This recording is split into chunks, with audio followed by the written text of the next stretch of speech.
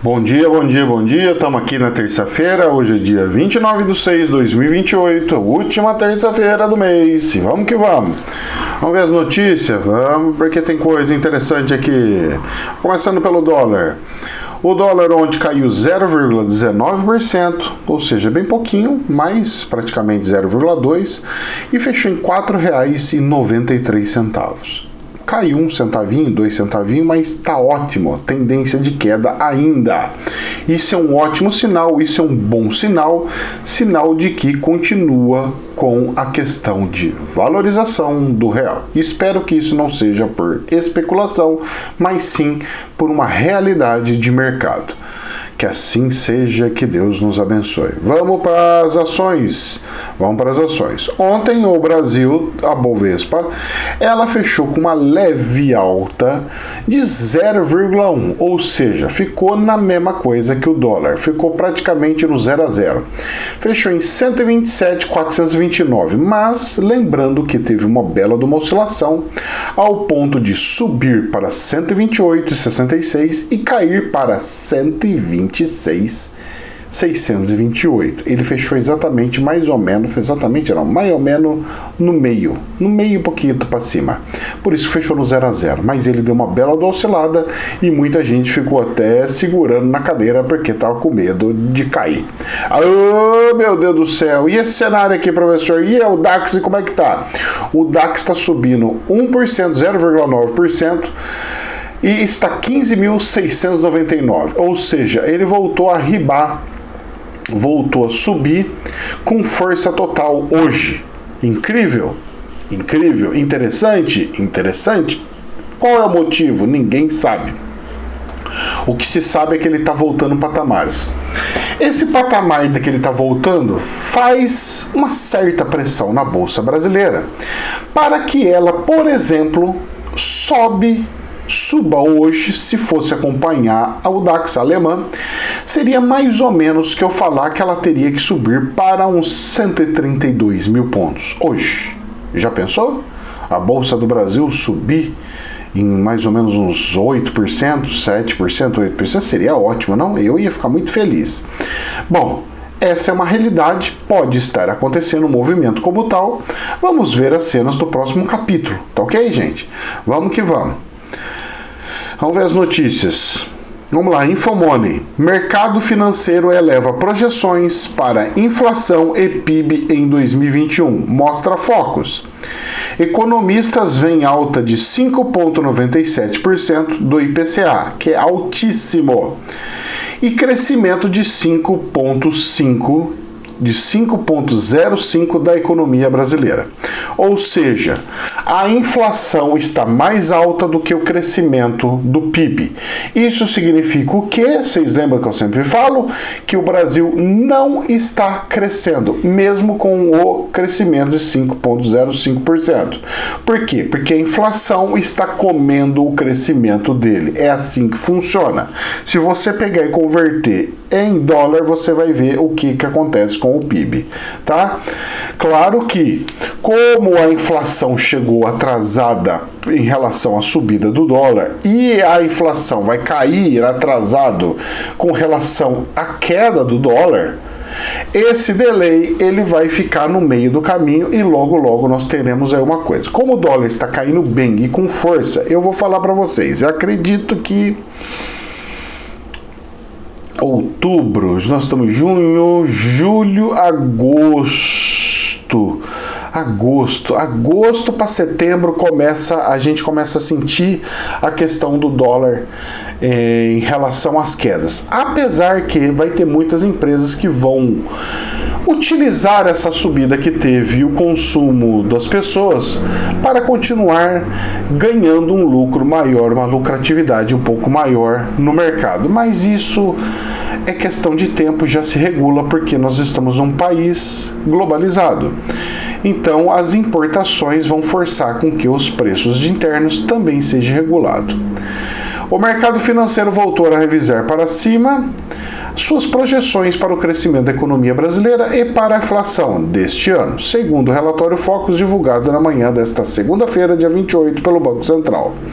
As estimativas para a inflação em 2021 subiram pela 12ª semana consecutiva e desta vez de 5,9 para 5,97 para 2022. Uma coisa interessante que eu estava pensando e estava conversando com um colega. Ele pegou e falou assim, poxa, o salário das pessoas deveria subir conforme a inflação. E eu peguei e falei assim para a pessoa, veja bem, eu acredito que isso seja algo muito errado de se fazer. Ele ficou assim, nossa, mas como assim errado, professor?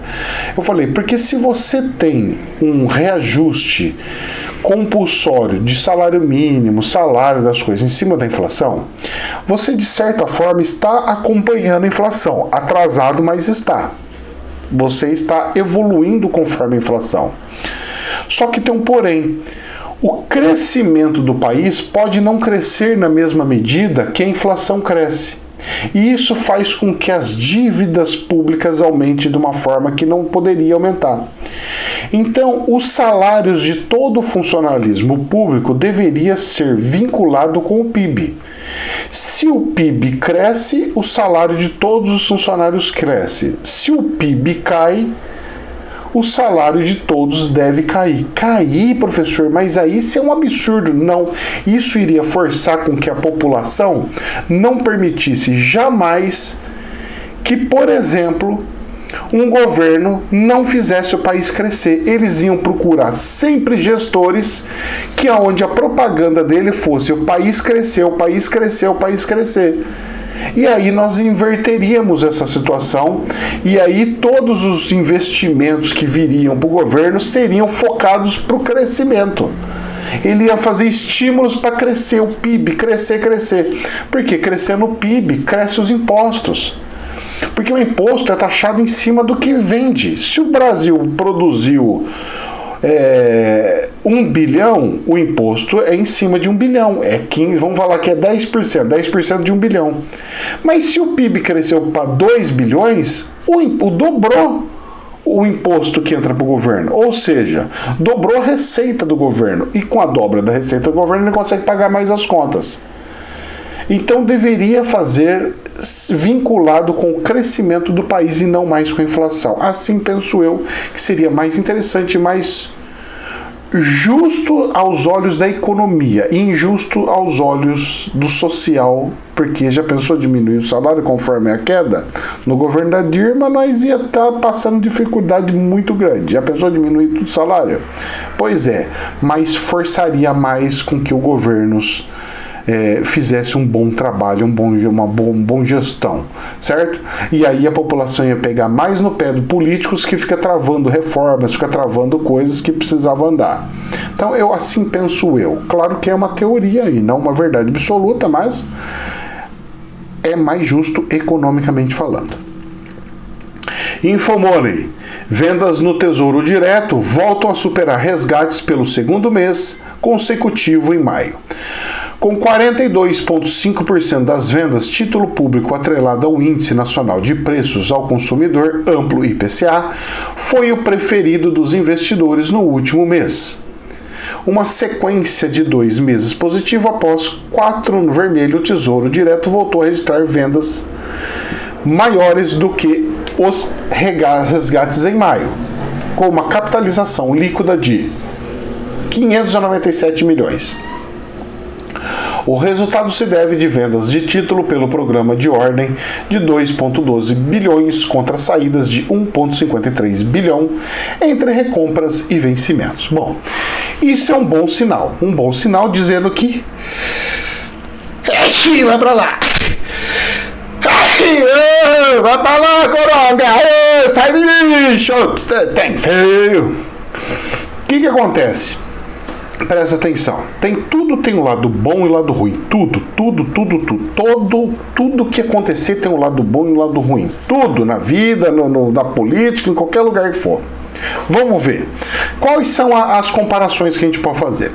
O título público, entrando gente comprando títulos públicos, ou seja, significa que tinha o governo oferecendo alguma coisa, precisando de dinheiro, e teve gente na outra parte querendo pegar aquilo ali. Ótimo, olha que bom, o governo acabou de pegar empréstimos da sociedade. Isso é bom, então dá dinheiro para o governo. Lado ruim, o governo vai ter que pagar essa conta mais para frente logo ali. E os juros está alto, porque a inflação está alta. Então ele vai ter que despender de um valor bem grande para pagar isso daí. E ele vai pagar como isso daí? Cortando da onde, tirando da onde, fazendo o quê? Aumentando impostos? Na reforma tributária? Será? Como é que vai ser isso aí? Deus me livre. Mas é os lados bons e os lados contras que existem. Infomoney. Endividamento das famílias bate novo recorde na pandemia, revela o Banco Central. O índice chegou a 58% sem dívidas imobiliárias. O endividamento ficou em 35,7% em março. Também a maior taxa da série histórica, iniciada em janeiro de 2005. Então, o que acontece? O brasileiro está ficando mais endividado, professor? Sim. E o que isso representa? Isso representa menos dinheiro no mercado, porque o dinheiro que entrar vai ser usado para pagar dívidas. Tem um passivo aí para pagar. Ótimo, professor, mas o que isso acontece? Isso é o seguinte, isso prova que a inflação não está sendo gerada por consumo. Então a subida exagerada de juros da Selic, ela deve ser contida. Então a Selic em 6% já pode tirar o pé do acelerador, não passar desse valor, apesar que as pessoas querem a correção da inflação, tira o pé da inflação, do acelerador, da subida da Selic, porque a inflação que está sendo gerada é por causa do câmbio e é aquela inflação retardada de câmbio que vem de tempos em tempos, como eu já expliquei para vocês. Então essa é a visão minha e a dica que eu estou dando. Não mexa mais na Selic subindo, porque a economia já está se travando com as dívidas dos brasileiros. O governo, e olha que o governo está dando dinheiro para os brasileiros com bolsa, sei lá do que, auxílio e tralalá. Atenção nisso daí, tá? Porque isso vai ter que ser revertido mais cedo ou mais tarde. Infomoney, Fed, Federal Reserve. Rosengren alerta para alta de preços no mercado imobiliário como risco à estabilidade financeira nos Estados Unidos. Eu falei ontem, cantei a bola ontem. De acordo com o dirigente, os Estados Unidos não podem se dar o luxo de bancar o boom e o colapso do setor. Ah, então vai ter o boom e depois o colapso? Depois do boom vem o colapso? Olha só que interessante. Se você pegar e começar a aumentar os valores dos imóveis, o valor das parcelas para se pagar dos imóveis começa a subir. Se os valores começarem a subir de forma exagerada, acontece a bolha igual aconteceu há anos atrás, aonde não compensava o cara pagar mais as parcelas, e sim sair fora e recomprar alguma outra coisa e fazer outra coisa com o imóvel dele. Então, meus queridos, nós estamos vendo se repetir mais uma vez alguma coisa que foi nociva e horrorosa. Lembrando que tente resgatar quando aconteceu essa bolha, que governo que era, e nesse atual, que governo que é. Vocês vão ver uma coincidência incrível aí, que é nada boa e nada interessante. Pois é. Essa eu quero ver porque os Estados Unidos está para quebrar as pernas e parece que cada vez mais está se acelerando e se criando mais coisas para se quebrar a perna. E olha que dessa vez tem o gatinho, tem o ratinho e tem o ET. Hoje nós estamos bem aqui, tem uma visita extra. O ratinho saiu da toca, deve ser porque vai chover, se Deus quiser. Infomoney. Agronegócio passou a indústria de transformação pela primeira vez, diz Guedes. A pandemia demonstrou para o mundo a vocação brasileira, defendeu. Meu querido, presta atenção, ministro. Você está festejando que a agricultura passou à indústria, isso significa que a indústria está morrendo. Ela não está crescendo na mesma pegada que o agronegócio. E o agronegócio não é do seu ministério, não é do seu Ministério da Economia. O que é da indústria, esse é o fator principal. Você subindo o dólar como você deixou subir, você ajudou essa agricultura a subir, mas você destruiu a indústria. E que eu saiba, o agronegócio gera pouquinho emprego, e o emprego que gera, salarinho bem ruinzinho, tirando um ou outro que cuidando de um tratorzinho, e olha lá. O resto que paga bom salário, mas salário bom mesmo, salário de 20 mil, 15 mil, salários bons, 8 mil para peão, para funcionário padrão, é tudo 6, 7 mil, viu? Analista, não sei o quê. Para os gerentes é 30 mil, 35. Para quem paga mais, quem faz a coisa girar, quem cria uma classe média robusta, rica, é indústria, filho. Não é nem comércio, porque o comércio não tem capacidade de pagar salários altíssimos. É indústria que paga bons salários. É indústria que paga gordo. É indústria que faz a transformação no país. A China cresceu com indústria, não com agricultura. Então você está festejando uma coisa que para mim é horrorosa. Notícia horrível, horrenda, tenebrosa, e você achando que é lindo. O Brasil sempre teve agricultura na linha de frente. A agricultura sempre salvou o Brasil. Não é hoje, filho. Você está achando que é hoje? Não é hoje. A agricultura sempre salvou o Brasil. Em relação ao PIB, a balança comercial. Porque no resto, não, filho. No resto, não. Porque não é porque nós temos uma agricultura gigantesca que nossa comida é a mais barata do mundo. Não. Eu prefiro ter o poder de compra de um coreano e não plantar nada aqui e comprar a preço de banana os grãos que o Brasil produz, como é feito no Japão, na Europa e tudo mais. Eu prefiro uma indústria que me dê um valor agregado muito maior, um salário altíssimo, e eu vou e compro. Eu compro lá do Brasil, tudo baratinho, real, baratinho, converto, ó, dá um montão. Um salário mínimo nos Estados Unidos é o que vale a 5 mil reais. É melhor ganhar 5 mil reais nos Estados Unidos do que ganhar 1.100 aqui. Eu com 5 mil nos Estados Unidos, equivalente, eu pego e compro muito mais comida do que eu compro aqui com meus 1.100. Então desculpa lá, mas essa aqui, desculpa, mas não engulo não, seu ministro. Você desculpa lá.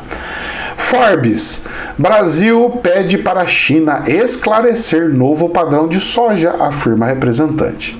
O Brasil pediu para a China esclarecer alguns aspectos de um novo padrão nacional para a soja, que muda os requisitos de qualidade do grão, incluindo a forma como o novo standard será implantado, afirmou um representante do Ministério da Agricultura do Brasil. A proposta da China, que introduziu um novo padrão para a oleaginosa, atualmente em discussão na Organização Mundial do Comércio, deve substituir um padrão de 2009, afirmou o Glauco, que dirige o DIPOV, Departamento de Inspeção de Produtos de Origem Vegetal. A China notificou a OMC em fevereiro e a nova proposta surge no momento em que o Brasil revisa o seu próprio padrão de soja. Enquanto discutimos o novo padrão nacional, não podemos ignorar o padrão do nosso maior mercado consumidor. O Brasil é o maior produtor e exportador de soja do mundo e a China é o principal destino da oleaginosa brasileira. Na China, os processadores locais esmagam os grãos para produzir o óleo e farelo usado na alimentação animal. O novo padrão chinês irá determinar os termos e definições, classificações, requisitos e qualidade, métodos de testes, regras de inspeção, os rótulos, empacotamento, estocagem e requisito de transporte para a soja. Nossa primeira impressão é que o mercado brasileiro não irá se afetar de forma significativa. Bom, eu não entendi nada do que é, mas parece que é a forma... o grão, se ele for muito alto, ele não consegue espremer nas máquinas que tem, se tiver não sei o que, ele não consegue fazer, ele faz o óleo tirando por prensa, o outro faz por moagem, outro... Então existem tecnologias que processam esses grãos. Eu vou falar uma coisa para você. O cliente, senão o cliente não vai querer. Tudo bem, filho. Inclusive, eu pegaria e falaria o seguinte: está proibido daqui para frente, no Brasil, enviar produtos sem seu devido processamento. Se você quiser óleo, você vai pegar o derivado da soja. Você quer soja? Então você vai ter o derivado da soja. O que você quer da soja? Você quer a farinha da soja ou você quer o óleo da soja? O que você quer da soja? Eu quero a soja in natura para fazer grãos. Tudo bem, então nós vamos mandar em sacos já padronizados e coisa. Sei lá, eu estou dando chute, mas o Brasil precisa começar a forçar a venda de grãos em relação à sua transformação. Ou seja, para fazer isso, ele teria que pegar e falar assim: o grão in natura, o imposto para exportação hoje está em 100%. E transformado continua no 0%, sei lá quanto que é, mas vamos falar que é 0% hoje, de exportação, imposto de exportação. Então eu faria isso. Por quê? Aí ia forçar com que? Fala, mas o produto do Brasil agora ficou caro. In natura não dá mais para vender. Aí as próprias indústrias falam assim: não, mas a gente pode transformar e vender por tanto. A minha farinha vale tanto, o meu negócio vale tanto. Aí sabe o que acontece? Foge, inclusive, desses leilão internacional. Que é o que pega, viu? A gente tem que fugir desses negócios de leilão. Onde se viu? O mundo dá o preço que eu, que sou o maior produtor, vendo. É o mundo que fala: o preço agora vale tanto. Para com isso. Vamos lá, Infomone, para a gente ir encerrando. Vamos lá. MP dá poderes a governo para adotar medidas emergenciais contra a crise hídrica. A medida provisória foi publicada em edição extra no Diário Oficial, o DOU, que circulou nesta segunda-feira.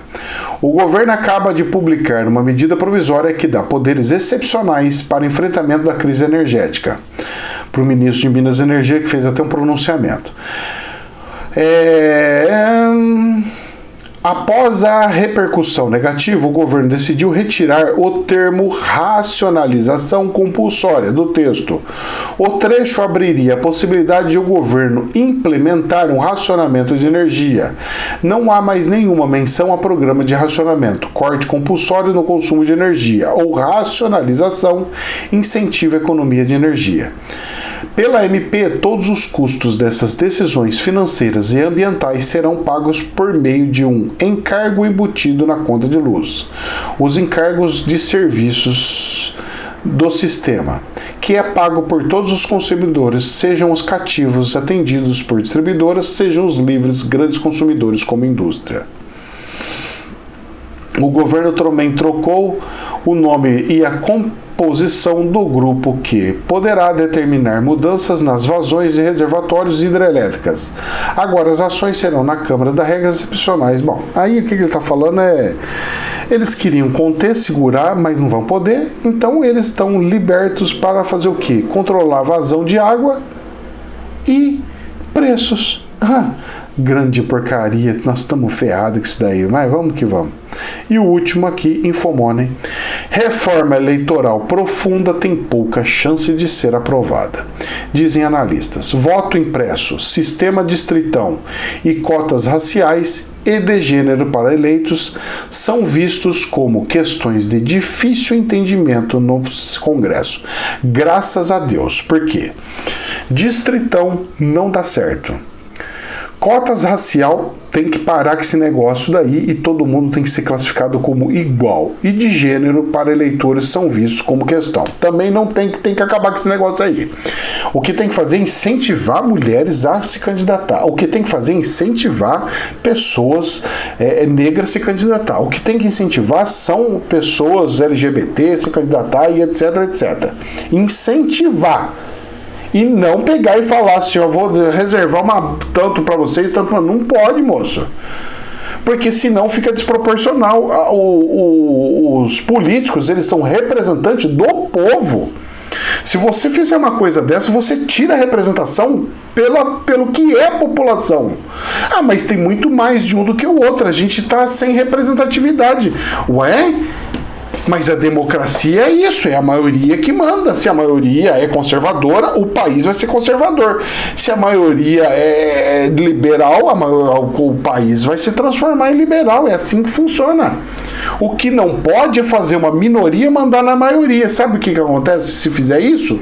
Congestão. Gera um desconforto muito grande na sociedade, e a sociedade começa a ficar irada e fica segurando, igual uma panela de pressão. De repente ela faz assim, brum. Esse é o problema. As pessoas só vê o lado bom de uma coisa, nunca vê o outro lado. Esse é o problema. Só vê o umbigo, não vê a outra parte? Problema. Nós temos que analisar todos os pontos, seja bom, seja ruim. Gente, jamais é verdade absoluta. Que Deus nos abençoe infinitamente. Namastê.